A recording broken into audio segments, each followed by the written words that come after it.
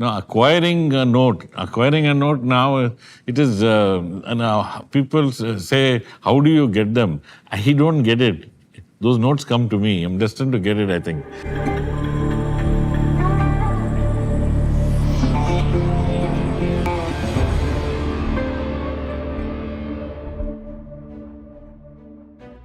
My name is Rezwan Razack. I'm the managing director of Prestige Estate Projects. I have a hobby of collecting Indian paper money. This hobby has turned into a passion, which in turn has become my obsession.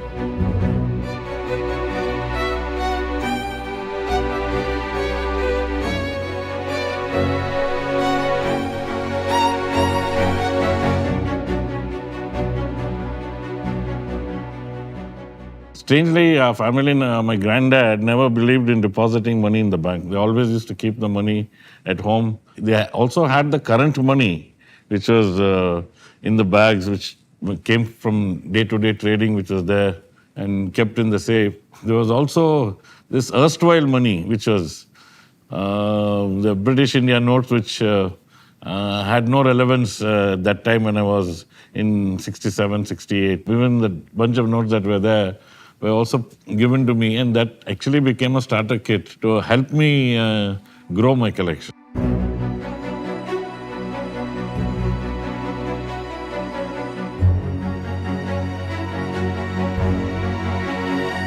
First event that happened for doing a collection was when I was in standard 7 or 8, more than 50 years ago. Lying in a safe were some Reserve Bank of India notes, which had a seal on it, a rubber stamp, which was saying that Pakistan notes payment refused. This I could not understand as a child because, we are two different countries. It's Reserve Bank of India. How is it that these are Pakistan notes and why is payment refused? Before independence, we were using the same money. Pakistan and India were together. It was one country. So when they became independent, they needed to have their money. They didn't have Pakistan notes ready. So what they decided to do was to use the British India notes, which was Reserve Bank of India, on which they overprinted. The government of Pakistan had this issued. So people moved from India to Pakistan. When they did, some notes from Pakistan were brought to India, and that overprinted notes could not be encashed in India at all. So Indians are very brilliant, So they said they thought of an idea. The best way to do it is someone can take off that overprint, scratch it off. You scratch that note off, then it becomes Reserve Bank of India, and there is no Pakistan mentioned anywhere. However, when they went to encash it, the banks had the serial numbers and the prefix of notes that were issued for Pakistan. So when they went for encashment, that's when they put the seal saying payment refused. This is the start of the curiosity and start of the collection.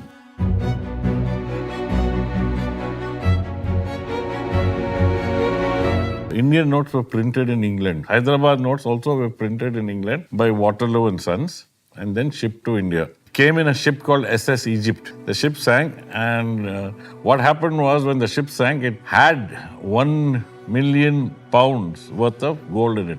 But however, what happened was it sunk to 400 fathoms deep, where they said no human could go and take it out. So I think insurance was paid, etc. But the bounty hunters didn't give up. It was 12 years later when a team called Sorima, they went and they started trying to see if they were able to pull out the gold. In the process of pulling out the gold in the hold, in the vault of the ship, they found some banknotes and they got excited. It's only when it came up they realized that those banknotes were belonging to Hyderabad. And the second thing was that they were unsigned. There is a note which is placed in the museum where the salvage team, the entire salvage team has autographed that note.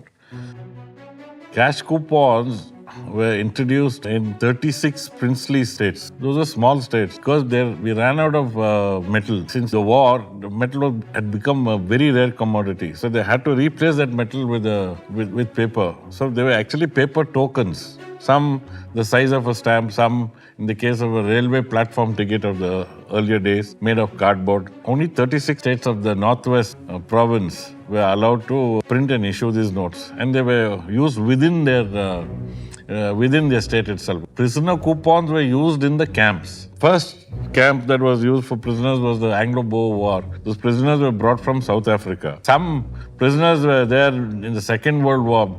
There were prisoners from the Japanese captured in Burma. We had Italian prisoners. They had to store them.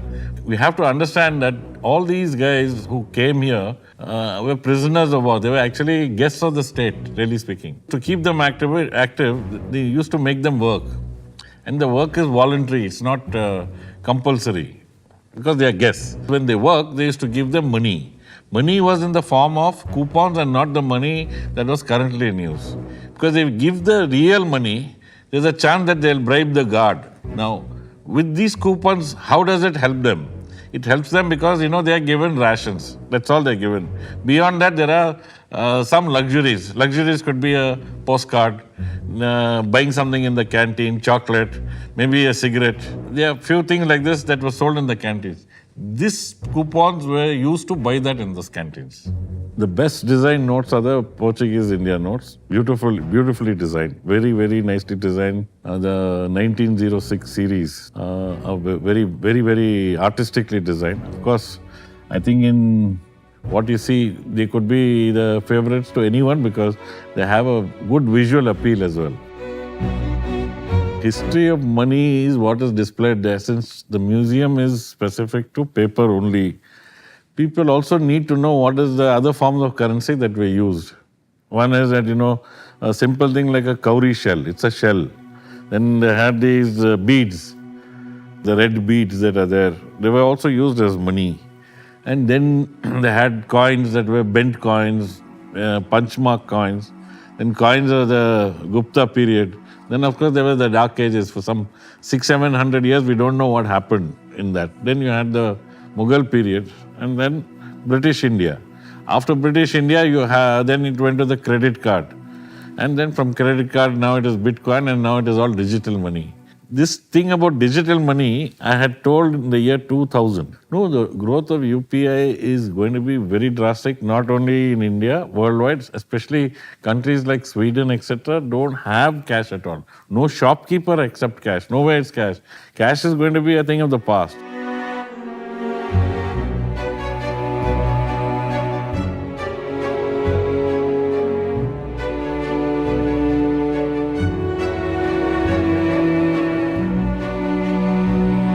This was a movie called Octopussy. The film was shot in Jaipur, I think. And it was in some casino scene. And some money was exchanged. And that prop note is there for display. That actually is excitement for kids. RBI Governor Mr. Shaktikanta Das happened to be in Bangalore for some board meeting. He was the person who released my second book, 1 Rupee 100 Years. 2017, and I also wanted him to be because in 2017 he had signed the 1 rupee note as well. Then when he came to Bangalore on his official visit, I requested him to come to the museum. It was the first time I met him, even though brother has met him before. He said, I'll come for 10 minutes, and he was here for some 3 hours. And he quite enjoyed the whole journey. Whatever these images of these Indian banknotes that you've seen are on display in the museum, the Rezwan Razack's Museum of Indian Paper Money in Bangalore.